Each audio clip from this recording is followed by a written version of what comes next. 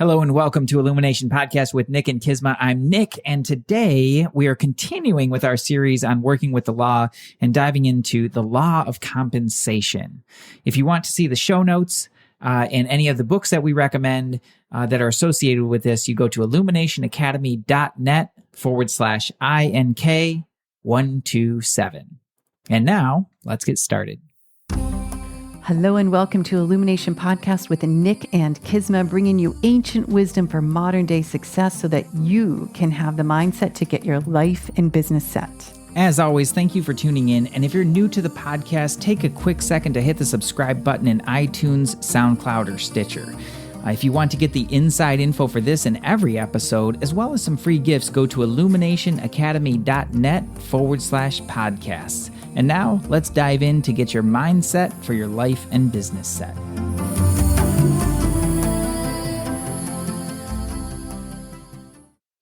Hello, Kizma. Well, hello there. How are you? I am good because we're talking about the law and I love talking about this stuff. It's the best. It's the best. I love how you geek out on it. I know. We're in our new office today. Yeah, we moved offices around the corner and I had people stopping by. We're still at Common Grounds, little shout out at Common Grounds, Carlsbad. And I moved around the corner. It's a little bit more quiet. And I had some ladies stop by and say, "We're so glad you're on this side. The energy's better already." It's like, I didn't know there was anything wrong with the energy here, but I'm glad I'm zapping y'all. Yeah, it's all good. Right. It's funny. You just needed a change. I needed a change. This Yeah. is a very Kizma thing I've noticed. Change. You just decide that it's time for a change and then you go make a change. Change is good. I mean, especially I've spent many, many hours here coaching, meeting people, doing healings, doing trainings.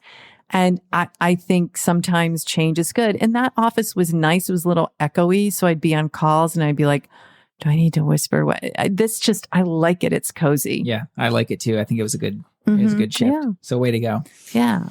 Here we are. Talking about the law. So what are we covering today? This is the law of The compensation. law of compensation. For those of you who are not familiar with this one of the ways that you can look at this is kind of like a subset of the law of karma.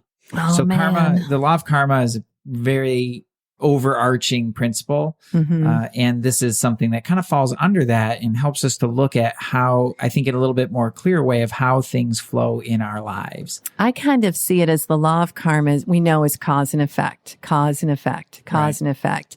The law of compensation to me is like we get more personal responsibility, even though we're responsible for our karma, but it's like kind of dialing it into our thoughts, our words, our expectation. Yeah. Our perception, really. That's the same thing that I dig about this one is that it really brings it into a level where we can see it start to work in our lives. Yeah. Because lots of times conversations about the law of karma get way off into crazy town land about, all sorts of like Past natural life past and all- lives, yeah. natural disasters, like all kinds of horrible things that people are trying to sort out that do fall under that law that just gets really into crazy town. The law of compensation really brings it into the context of our lives in a way that I think is very, very beneficial. Yeah. Yeah. It gives us I'm excited to talk about it because I'm hoping all of you listening by the end, you're going to have some inspiration on how to actually pivot things in your life. Yeah. And none of this is to make any of us feel like, oh man, I so messed up and I'm causing this horrible stuff.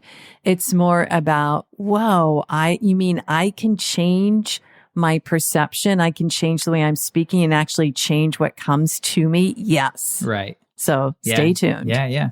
He kicks off the chapter as he does with these quotes. This is Working with the Law by Raymond Holliwell. So this is the same book that we've been on for several weeks now. And it's pretty amazing. If you don't have a copy, I'd highly recommend. Link in the show notes. Go hit the link in the show notes and grab yourself a copy because it's really rich and really wonderful.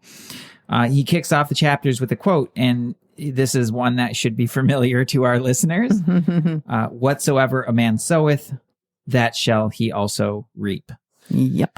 You reap what you sow. Right? As a man thinketh, though he become. We see this in so many different iterations of this law. And what I think, is brilliant about this book is that that's the seed of it right there. Right. The whole teaching is actually right in that simple quote that we see throughout the Bible as well as other spiritual texts. For sure.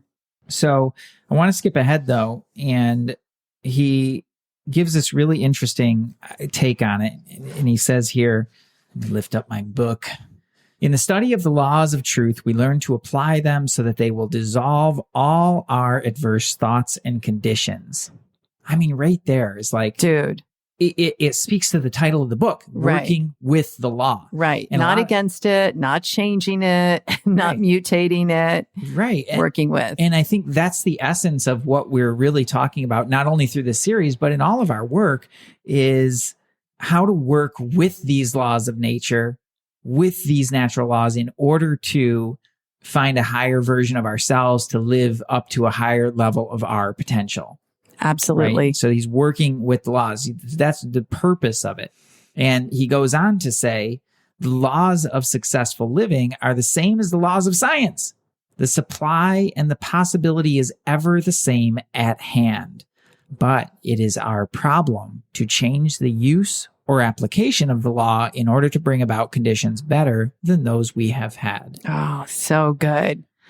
So good. And again, the laws, it's not about bending work. It's about understanding how to use these laws to our benefit. Yeah, he says that right there. He cannot change the law to suit his mistakes, but he must change his use of the law in order to correct application. Well, how many times have we tried to do that? Right. How many times, I just want to change everything else to suit to suit whatever it is that I'm doing wrong, whatever idiosyncrasies about my behavior or my thought or my choices that tend to sabotage a higher level of success for ourselves. Mm-hmm. Right. And so you nailed it. Like, I love that you said that at the beginning, is about personal responsibility. Right. And how important that is when we approach this work, is to truly assume, even if you're not really sure how it all works or how it all looks, but to assume that you are 100% responsible for your creation. And one thing that he points out, and this I think everyone's going to understand, is that if we want something to be better in our lives, then in what way can we be better? And he talks about right off the bat, remember we talked about the law of order, the first law. Yep. And so looking at our house, how do we keep house? Are we making the bed? Are we picking up clothes? Is the house clean and tidy? Because if we're not able to take care of our own home, there's so many more things following that we will not be able to take care of. Okay. I want to dive into that. Okay. Because it's such a good one. This is really good. Yeah. You'll love this one. No, lack of money is no excuse for a disorderly home. It can be neat and clean, even if you are using store boxes for furniture. Absolutely. Dude, what was that round thing we used to get with the wires? What were those tables? They were like, they used to... A Lazy Susan? No, a table. And we turn it, they were like a giant spool, and people would have wires, construction workers, and we turn, I guess... Yeah. No, I know exactly what you're talking about. Yeah, that was like a big spool. Thing. They would wrap wire around it, and then you turn it on its side, and it's like a ready-made table. Yeah. Yeah, like literally, it can still be clean and neat no matter what you have within the house. Exactly. It can always be neat and clean. Now, it kind of brings up a conversation about like, well, what's natural to you? Some people are naturally a little bit less. Yeah. Yes. Yeah. The whole alchemy, and that goes back to the Ultimate Life Tool. We'll put a link in the show notes if you want to go through that amazing patented assessment. You've heard us talk about it before. People have different features and alchemies. Here's where I take it. Clean is clean. There is not an alchemy, and there's not a feature in the Ultimate Life Tool in our being that says it's okay to be dirty. Some people need to be a little bit more messy. Some people function better in chaos. Many people function better when it's neat and tidy, but dirt doesn't play a role. Yeah, it may be a more organic environment, but that doesn't mean it's but dirty. That's not like dirty. And I think that we can all benefit with some beginning of a system of order to the level that we desire and function at best. Well, to me, that's the brilliance of the Ultimate Life Tools. It kind of tells you where home is for you. So you get to create a reasonable expectation for yourself. Now, if you are out there and you're a person who likes things a little bit messy, and you try to go like Kisma levels of order, you're gonna go insane. Yeah, you probably will. It's going to like be when Nick made the bed this morning, didn't put the pillows on. That number one. Yet. Yeah, you're like, you were in it. So let's just sidebar, everyone. Welcome to our world. I have a very high alchemy. It's painful, I know, and I like to create order. So the rule of the house is the last person up makes the bed. And usually Nick, usually him. He made the bed. I come in, and this is the second, so I'm just counting, second time, like within a few days, he didn't put the little pillows up yet. So that to me is an unmade bed. However, I walk in and he's on the floor doing yoga. I'm like, why didn't you completely make the bed? And his words are, I didn't get around to it yet. That is not making the bed. That's not using the law of compensation to the highest and best. Just FYI. I would disagree. Yeah, don't.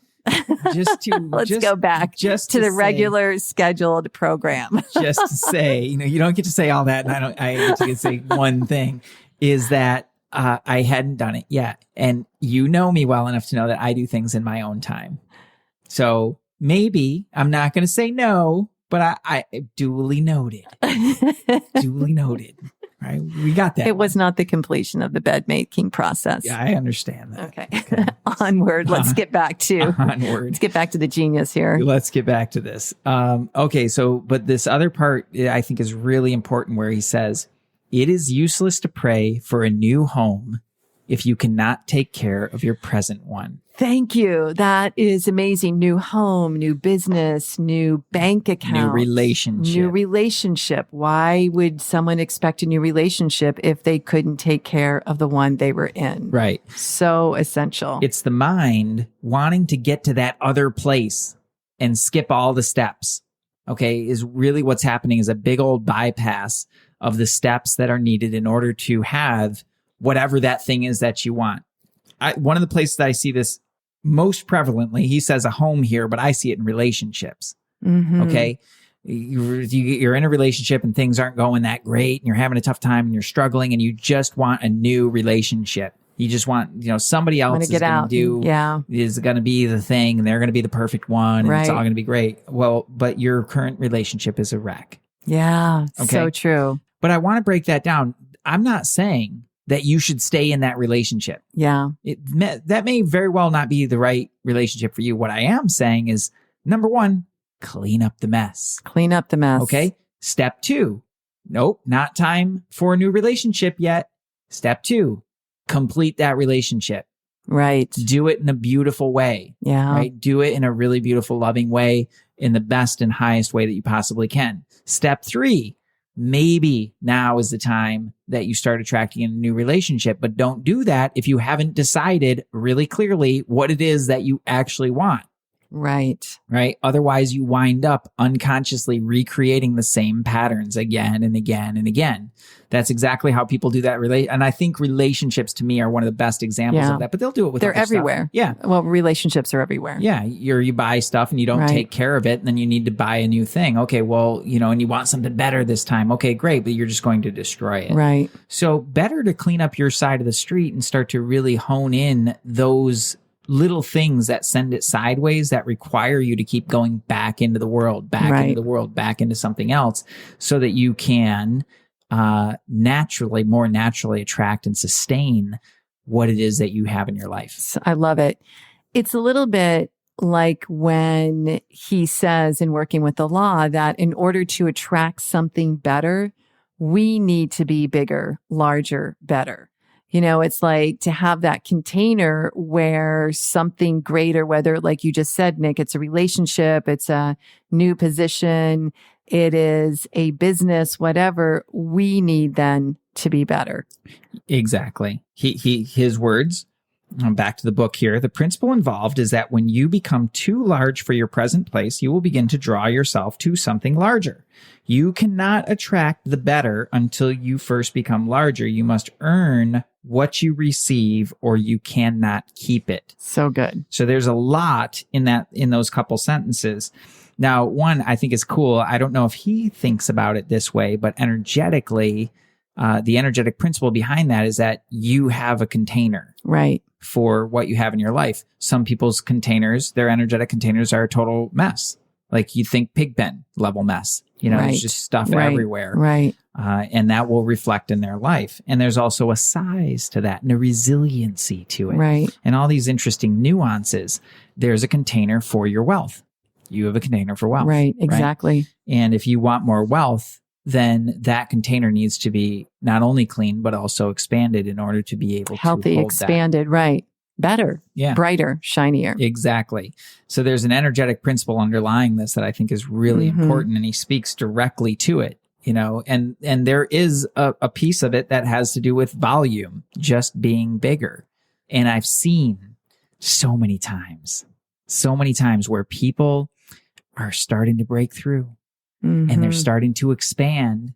And then it gets kind of uncomfortable, and then they backpedal. Yeah. And all the things that were going well and we're starting to move, they shut it all down. Right. And they think, this is the misunderstanding, they think that they're going to go back to where they were. Right. Not so. Yeah. They get their butts kicked. It shrinks by 50%. Yeah. And all of a sudden you're in a much, much smaller world. Right.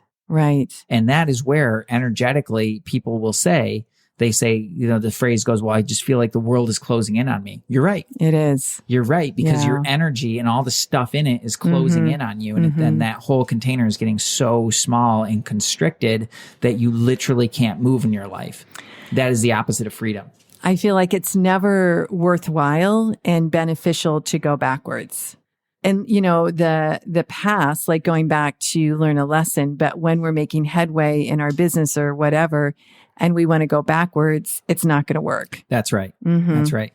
I hear this one a lot in the personal growth realm of where people want to they want to get back into their childlike, exuberance, or, go back into their childhood and all this stuff. Right. Yeah. That's I guess cool. there's a reason for it, right? There's a healing that happens. There can be healing that happens. It's not, but they want to live as a child, basically.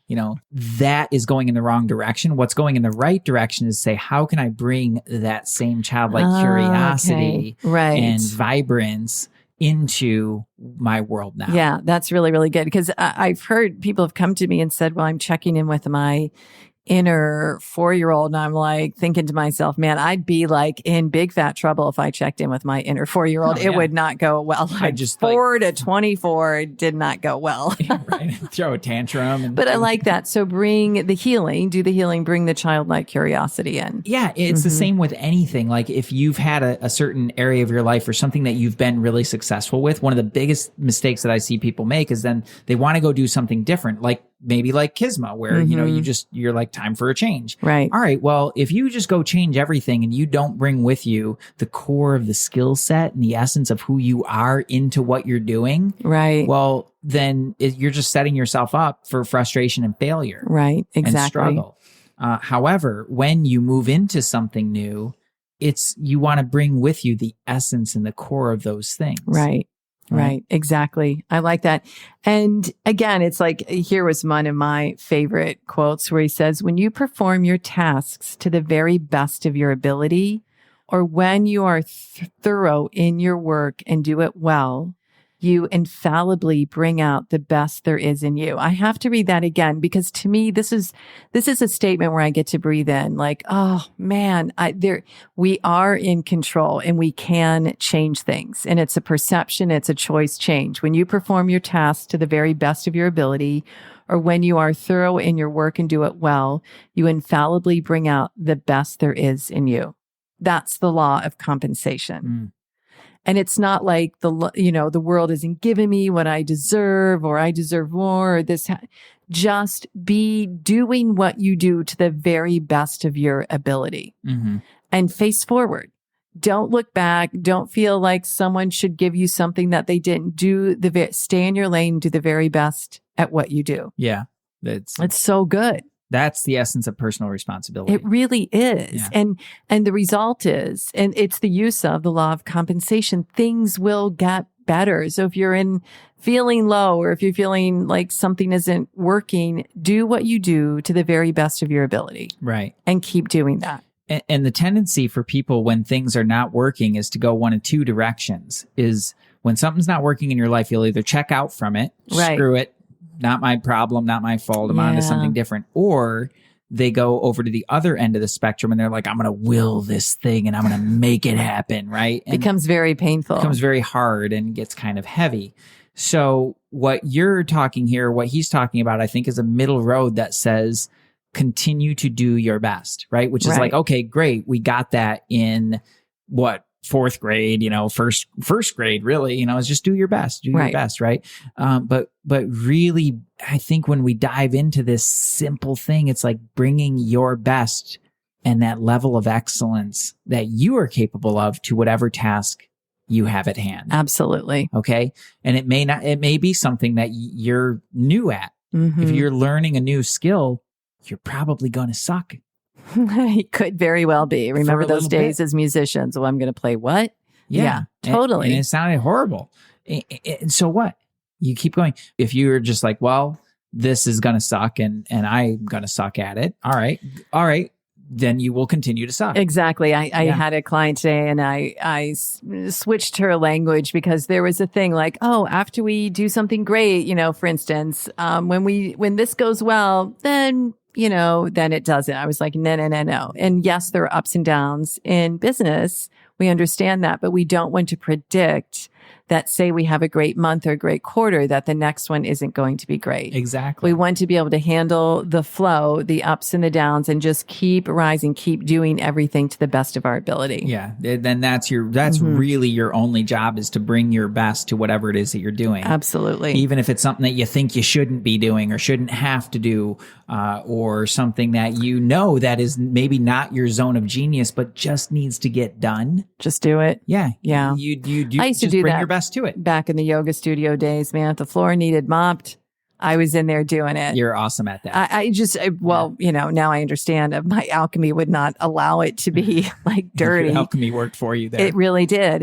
And that's part of it. It's, he has a beautiful share in this book where there was a business, small little restaurant food business. It was going down the tubes and the owner sold it and new owners came in, scrubbed the floors, scrubbed the walls, put up a pretty sign, started to treat their customers with love and respect, and the business flourished, of course, because what they gave into the business, what they put into the business, they received. That's right. And that's the law of compensation. Yeah, it's such a great story. Yeah. So love on what you do. Give it your best. What you're putting in, you're going to get out of it. Right.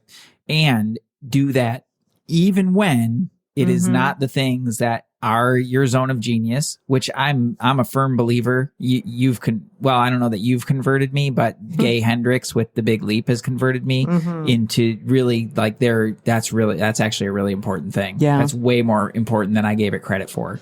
I can't wait to dive into that. But even if it's not within that zone, or if it's something that you just don't want to do, whatever, you still require to bring your best to it. Why? Because that's your job. Exactly. That's it. Yeah. That's your job, whether it's your own business or whether it's in a company or whether it's just in a relationship. Maybe I need to bring my best to making that bed in the morning, I guess. Doing that a little bit more efficiently. Pull the sheets nice and tight. I know, I'm a little obsessive. Take the ownership. It's difficult. It's difficult being with me sometimes. I get it, but I'm bringing my best. You do that. You do that. There's a great quote here that I thought is really relevant. The business reflects the mind of the organization. Oh, so true. Say that again. The business reflects the mind of the organization. The organization reflects the mind of its chief. Oh man, we could say that about countries and governments. We could. And hospitals. But do we really want to go We there? will. We shall not. Not on this podcast. We shall not. There's a whole podcast right in that. Right. And that's a place where leadership is not just for people who want to like run companies or do something big or, lead a team or whatever that is. Leadership is for every person. Every single human being needs to understand leadership. Absolutely. For your family, for your health, for your home, whatever it is. It is all principles of leadership. Yeah. And what he's saying here is, and I think I love this analogy of think about your life as a business. Even if you don't have a business, if you have a job or whatever, there's nothing wrong with that. No. Think about your life though as a business. You're the CEO. So all the things in your life are going to be a reflection of the mind of that CEO, i.e. you. Right. Right. And then if you had a business, like would your business, I just like to play with these concepts. Like, would your business be doing well? Would your business be thriving? Would your business be struggling? Are you out of business? Right. You know? Right. Exactly. Right. Like all these things, it kind of comes into play and it really comes back to the seed of that. And you see this, like go out when you look at companies and organizations, you look at the leadership.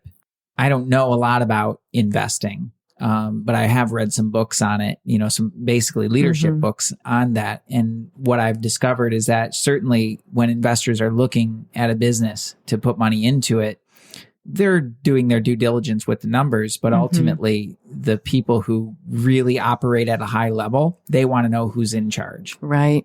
That's Exactly. it. And if they know that that person's got their act together, they're good. Right. So true. And if that piece isn't in place, they're out. I love it.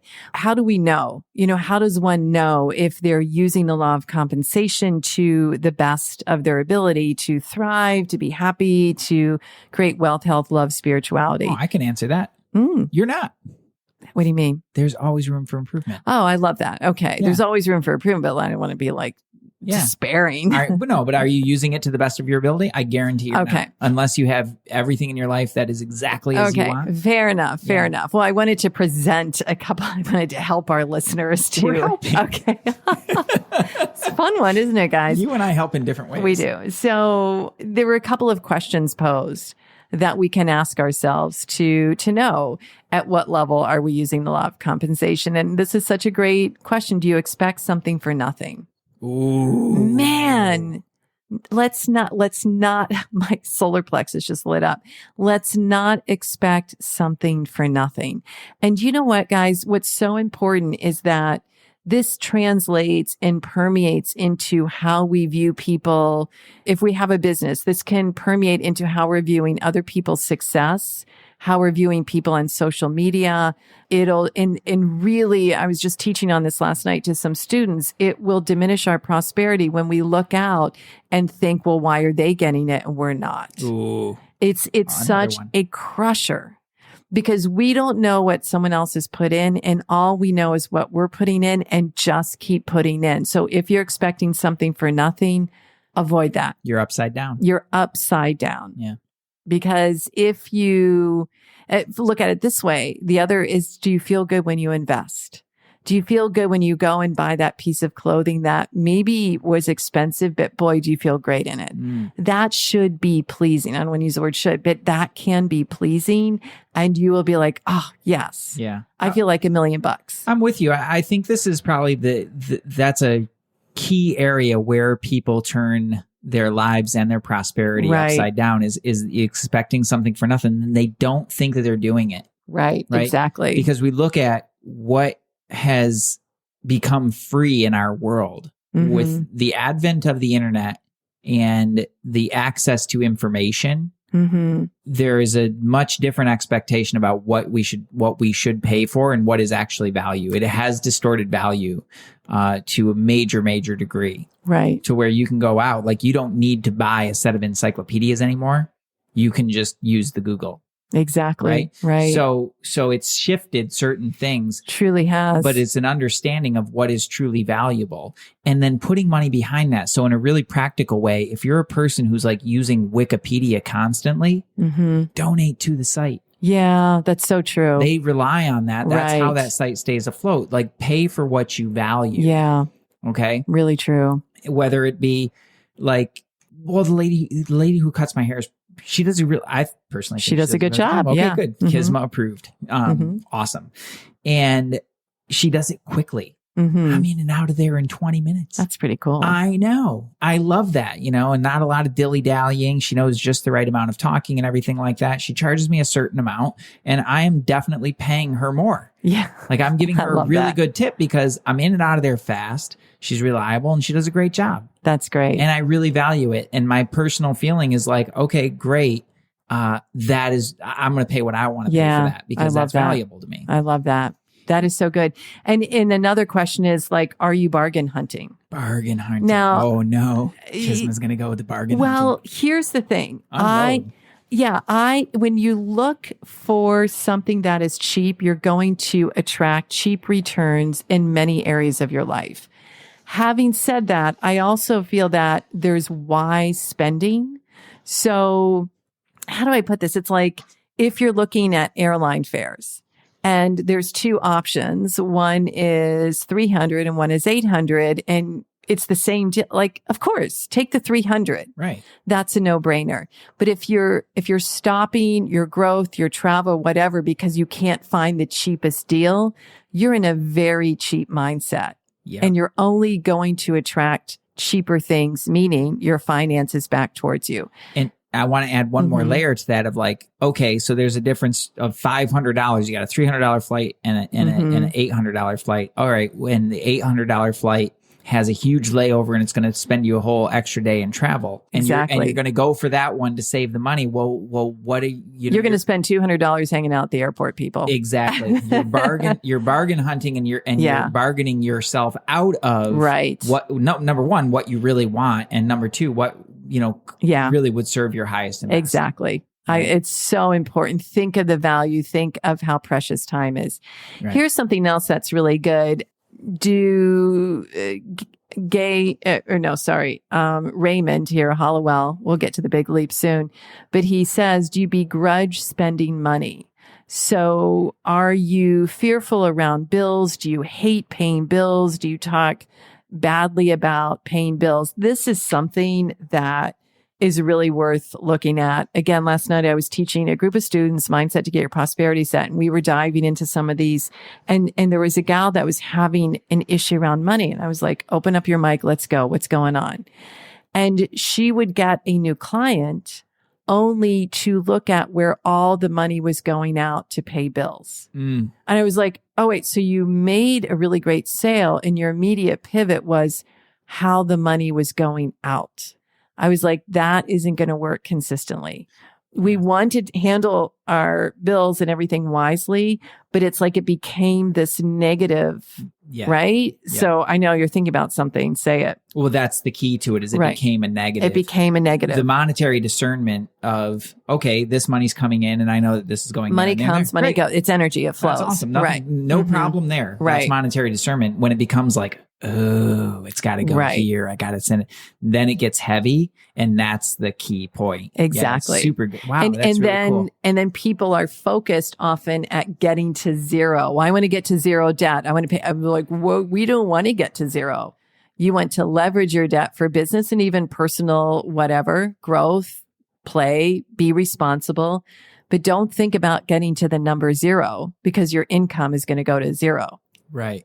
So it's so important how we view each and every aspect, putting that praise of like, oh, this just came in. Oh, that's cool. I can pay that, and that, and build upon the foundation of what came in to make it more. Yeah. Yeah, that's good. Super cool. Is there another question? These are good questions. They're good questions. I think that was, those were the main ones. Like, you trying to get something for nothing? Do you begrudge spending? And what was the other? Are you constantly looking for bargains? Are you constantly looking for bargains?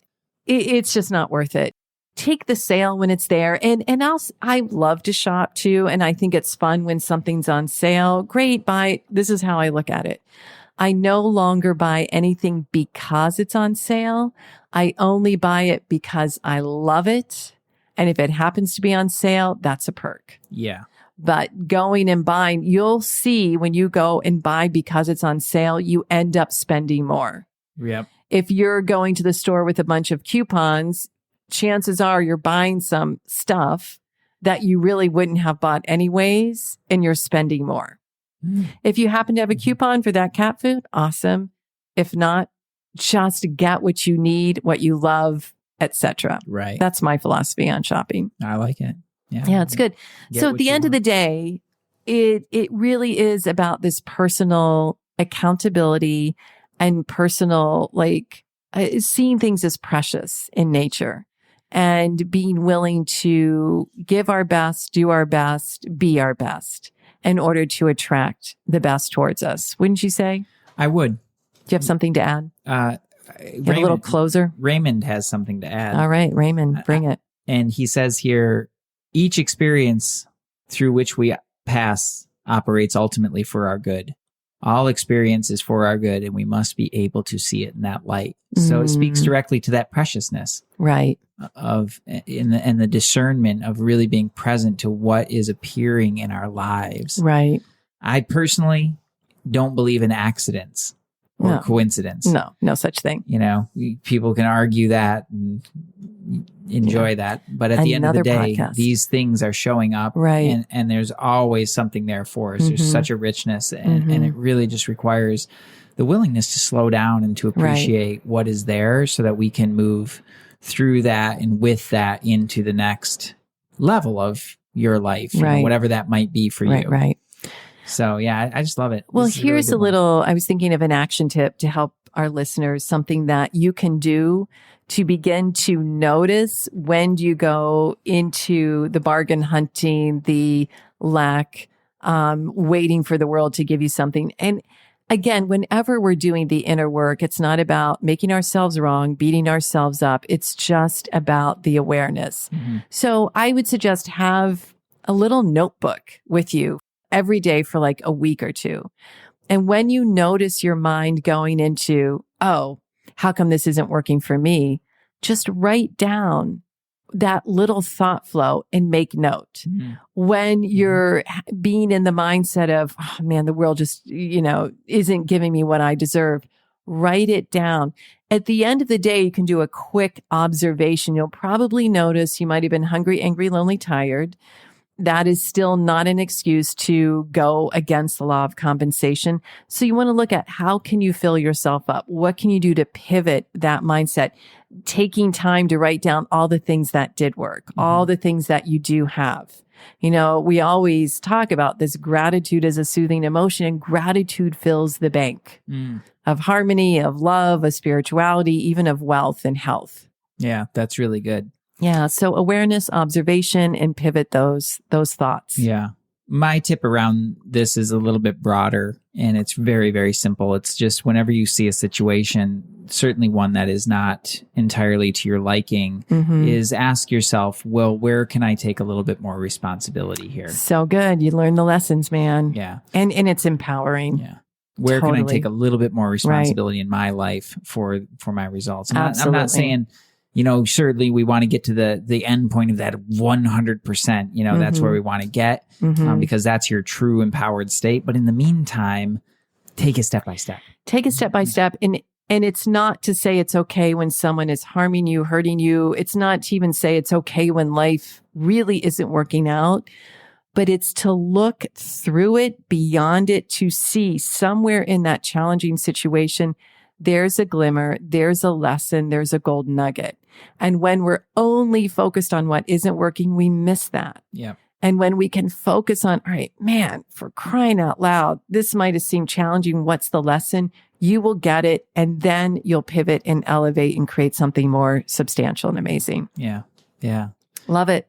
Love it. Love it. Well, I can't wait. I know. We're going to wrap up this series next week with my personal favorite, which is the law of non-resistance. Oh, it's a good one. It's a really so good one. Yeah. So I'm very excited about that. This has been super fun. So fun. And hey, we'd so appreciate if you took this episode and shared it on social media, whether it's Instagram, Facebook, tweet it out, share it with people.